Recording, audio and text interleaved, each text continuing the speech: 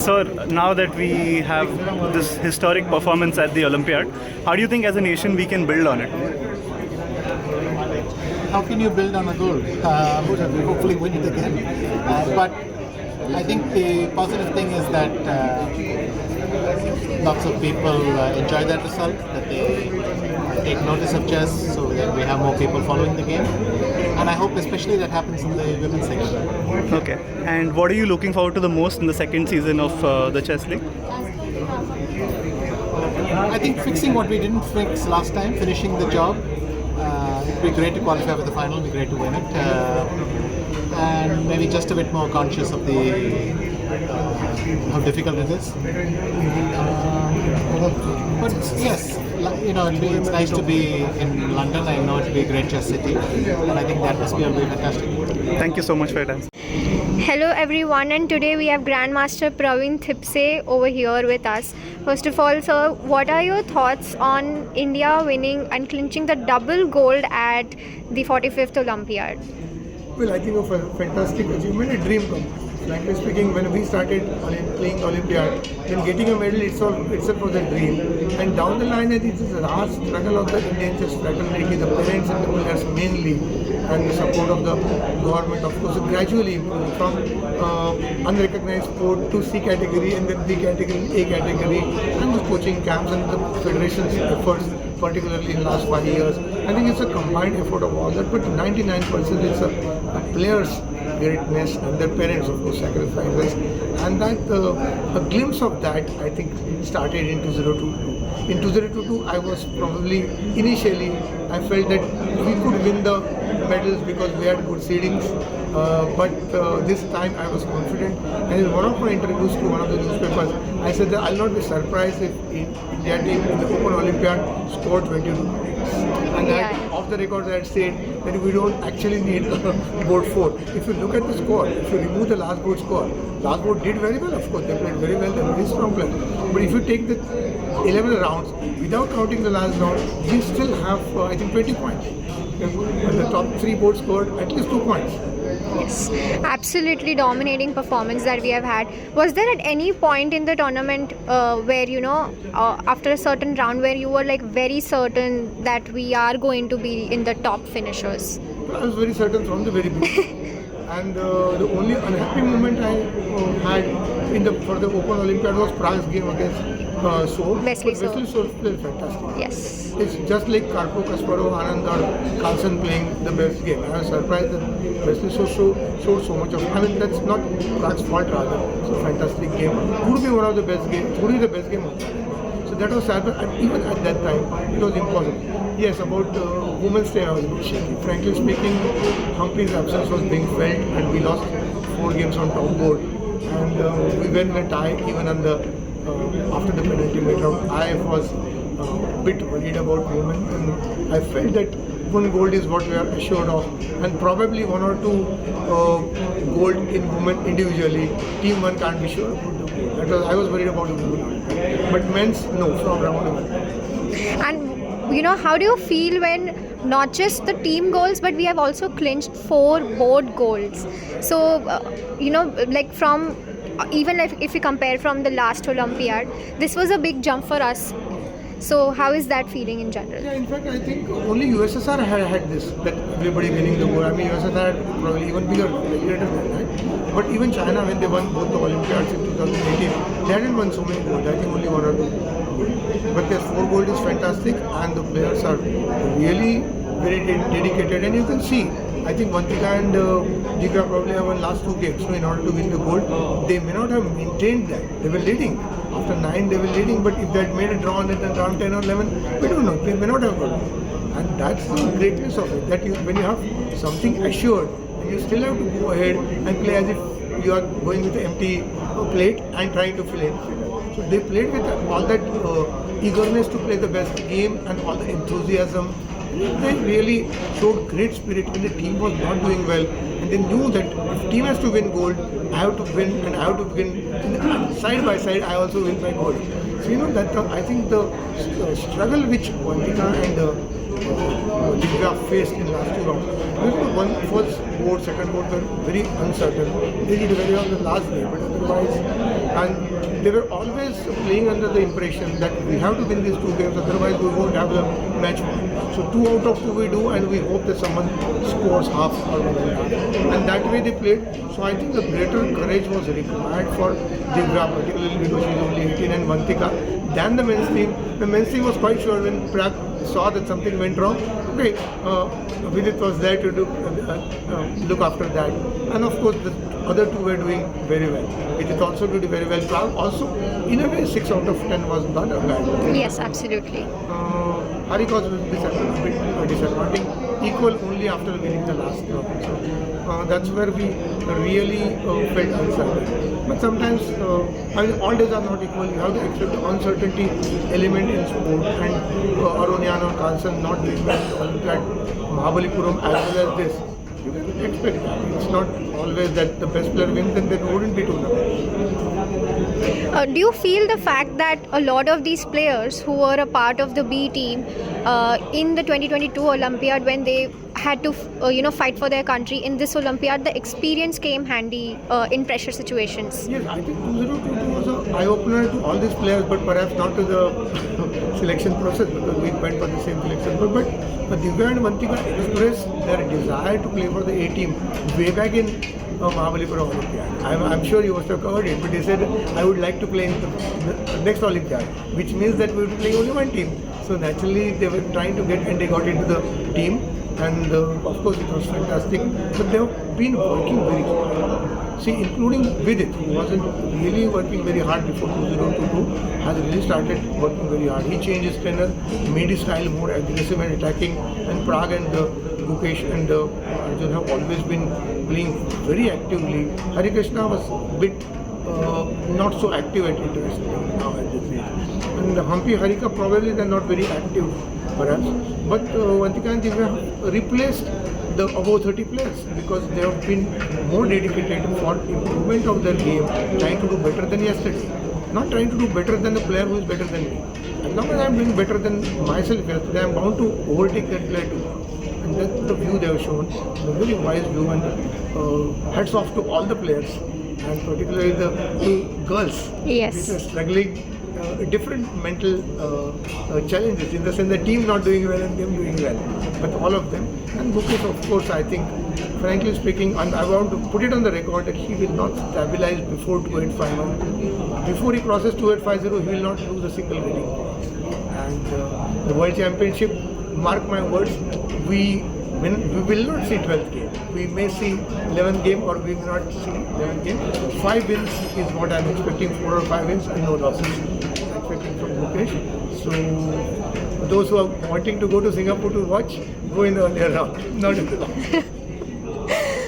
And we saw how the Indian players celebrated. We have all seen their videos and everything. How did you celebrate? And you are also there with Bhagyashree ma'am. So, what was your celebration looking like? No, well, we now to a different generation, and we are not so open. We are introverts in those days, and okay, we celebrated privately generally, but yeah, as a teams, our idea of celebration was to go to a restaurant more expensive than what we normally eat, and eat good food, and probably chat a bit. None of us drank in those days. I don't know about today as well, but the parties took place about 2 hours, and then we would gather in the rooms and enjoy, chat, and make fun of each other, and sometimes even playing cards.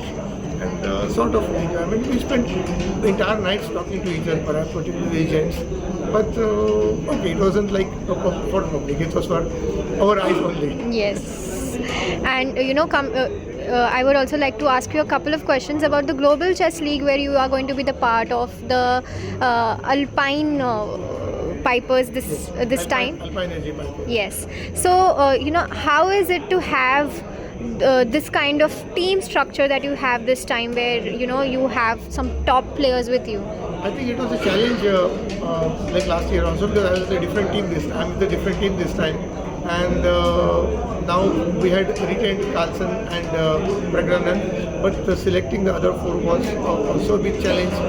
And well, bidding is always a tricky issue. So we were able to get the highest rated players from the women's sector, Ifan and Lucknow, and then we had to get report also because report, if you look at top 6 or top 12, out of the top 12, then report comes in top 6. You have 2 players in top 6 when everybody wants 1 player in top 6 and 1 from 7 to 12. Was Ricky and Vertius, and we had our own team, the entire team other than me, who were the owner themselves and the other advisors.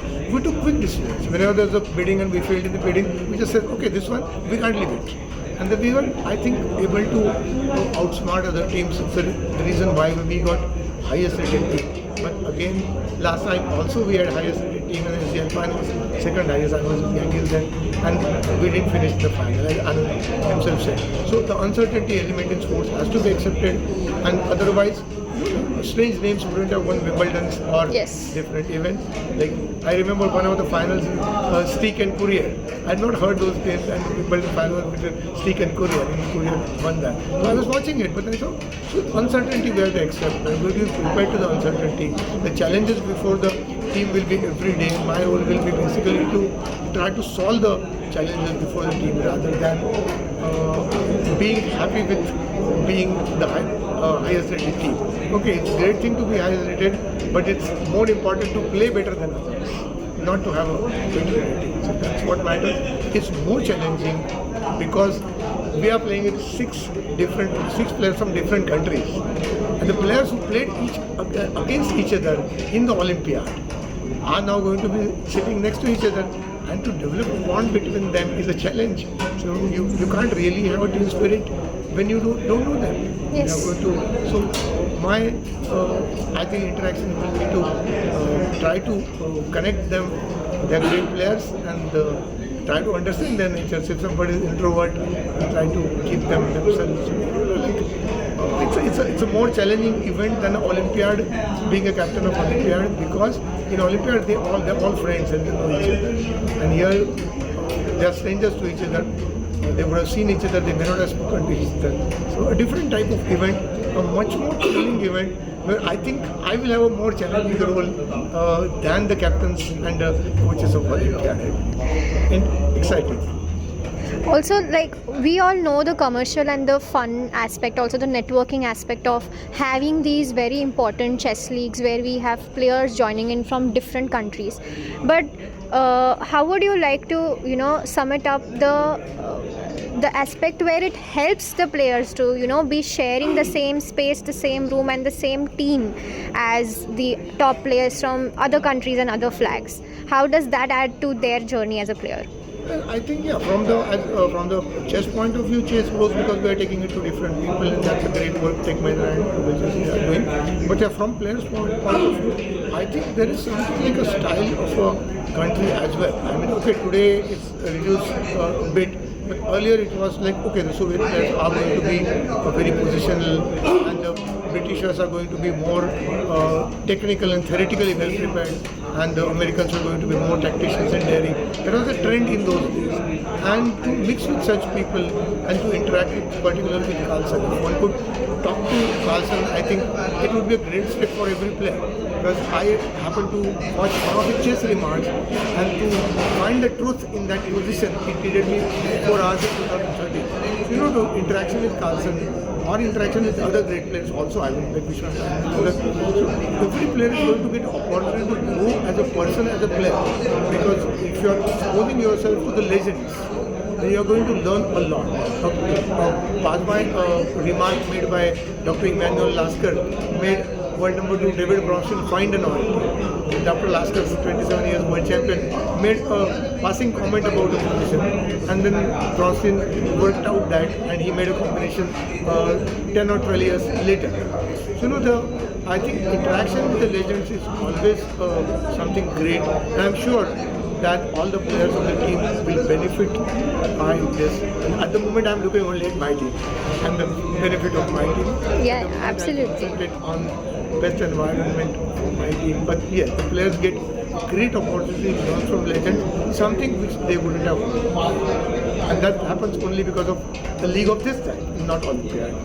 And coming back to your team and its composition, like which team are you the most excited to face, in the Global Chess I League? think all teams, because the stars have been, like, the top players have been distributed randomly, or rather by the choice of particular player.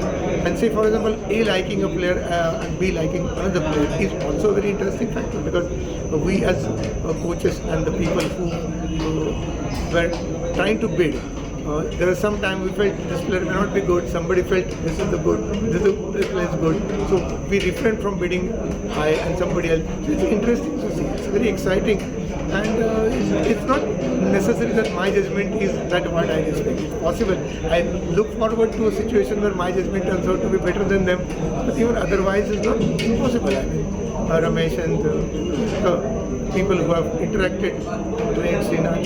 So it's going to be a tough challenge for everybody and for us. But it will be very exciting in the sense that a lot of new things will happen every day. Not monotonous India winning somebody. Because here you don't have all Indians in one team. We have we have one Indian, different players have different players. Mukesh is not playing, unfortunately, on this. But of course, for his betterment, but it's going to be an entirely different concept. Much more thrilling aspect for a spectator or for media, because you could always add spice to it by seeing to his daily results. You could add spice to that, which India wins 3-0 or India wins 3.5 doesn't change the things. Yeah, something exciting. Thank you so much for joining us, and we wish you all the best for the upcoming Global Chess League Season 2. Meeting your team. Yes, there, yes. of course, and it will be wonderful. Today we are being joined by Mr. Parag Shah, who is a board member and of the Global Chess League by Tech Mahindra. And sir, first of all, congratulations on making Season 2 so much more grand. And we would like to ask you a couple of questions, starting with, since this time it's been fielded in London, where we can expect a lot of spectators and chess enthusiasts turn up at the venue. What are going to be the spectator facilities, and how are you planning to have that? Look, if I share too much of that, you're going to get Sameer very upset, because he's waiting to share that over the next few days with all of you. But let me tell you that there's a lot of excitement. I think GCL 1 for us was a learning when we had it in Dubai, right? And I was just reflecting this morning with Vishy Anand when we were driving here together, that we are also in the learning curve of how to make this into a fan spectator sport in that sense. We had some very interesting things last year on the metaverse side, for example, where people could engage. This year I know that the Tech Mahindra team is doing a lot more on the metaverse. Little bit what I can share with you, and like I said, I want to steal the thunder from Sameer, but even when I saw the visuals of what the playing boards, how the 6 boards will be and how the commentary box will be, is very interesting. It's bringing in the league format compared to last year. It was interesting. I just remember that some of the players were even hesitant to get into the commentary box, right? Chess players are not generally used to be, have a mic shoved in their face and talk about it. I think we are trying to bring in a lot of it. Fans will get a chance to engage. A lot of exciting things also around the hackathon that was, that was done a couple of weeks ago, right? That gets fans more and more closer. So you have to keep engaging. Even like I said, when we were driving, I was bouncing off the sheet. What are the ideas on how to get fans, whether you're online, whether you're on the broadcasting side or at the venue itself, more and more excited. So you'll hear some good stuff coming along your way soon. Amazing. We are really excited for that to happen. And how important do you feel is it to have chess influencers coming in as commentators and presenters in these games? So it's very important. Look, there's last year again when it was the League One, we were trying to figure out how to balance in a chess player and someone also his ability to, make it simple into a language that what I think Vishy and Sameer were referring to, the casual fan understands.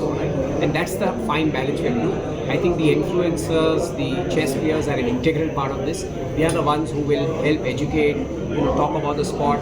If there are moves happening, I remember the final was a thrilling one. I don't know whether y'all got a chance. Yes. But we were on the edge of the seat, and I was listening to the commentary. And even the commentators were literally arguing amongst themselves, right, that what's going to happen next. So you want that in. I think this is where we say that everyone's invited, and we need everyone's support to make this a success. Also, the current format that we have, it's so exciting and thrilling that it also keeps the audience so glued. What we wanted to understand is that do we foresee in the coming seasons having more teams or like a longer calendar of this entire event being done? So more teams, yes. I think Sameer is already talking to our partners FIDE to see how we can expand this, because there is a lot of on-ground interest. On the round here, it's a great question. Again, this is actually what we discussed at one of our board meetings, that we've had a great run from a season 1 to season 2, but how do you make this almost part of our annual calendar? What are more things we can do now? Sameer and his team have started doing some wonderful things around the hackathon, but there could be corporate tournaments, school tournaments. Yes. Can you really expand this franchisee out to be able to do many things through the course of the year? And that way, you have fans who are attached to you, 24/7, 365 days a year. So that is the undergoing for sure. Thank you so much for joining in, and anything that you feel is going to make season 2, like if you don't want to spill a lot of beans maybe before the bigger announcements, that makes season 2 much more grander than what we have seen in season 1. No, look, this is a journey. This is always going to be incremental, but what I'm very excited about, like we discussed earlier, is we are coming in with such a big high with India winning, Yes. both the goals. I think there's already just excitement. If people are just saying, look, this is amazing, how do we get to GCL 2? So that's all we needed, and we have the right tailwind, and we are all excited to be there in a couple of weeks. Do you also feel that if we have like how we see Hikaru being so famous for his YouTube streams, and this time he's joining in as a player, but having a YouTube and Twitch streamers also being a part of the event as a part of the broadcast, do you think that as one of the good future prospects as well for the game to grow? I think that's a great point, and you should talk to Sameer about it. Look, we are also learning, so give all your great ideas and inputs. But you're absolutely right. Look, having players with the fan following, someone asked earlier today, Magnus Carlsen, right? He is the household name, and you want to have him there. Means he, so there's no doubt that when you have that kind of fan following, and that it's just going to make the league, and more importantly, chess as a game a lot more popular, right? That's finally ambition. Like I said, 600 million people already engaged. How do we get to the next mark of 1 billion? That's where we want to. Yes. And while we all always talk about the glory of these events, we wanted to understand what are the organizational challenges that are generally faced when you are backing up such a big event. I'm glad, again, if you tell Sameer, he can probably write a book on it by now. You've got multiple stakeholders in this. You've got the team owners, who are franchisee owners. They, and especially doing it for season 1, it's a balance. You have to first of all get them up to speed about what the league is all about, how it's going to, and then deliver to the promises you've kept.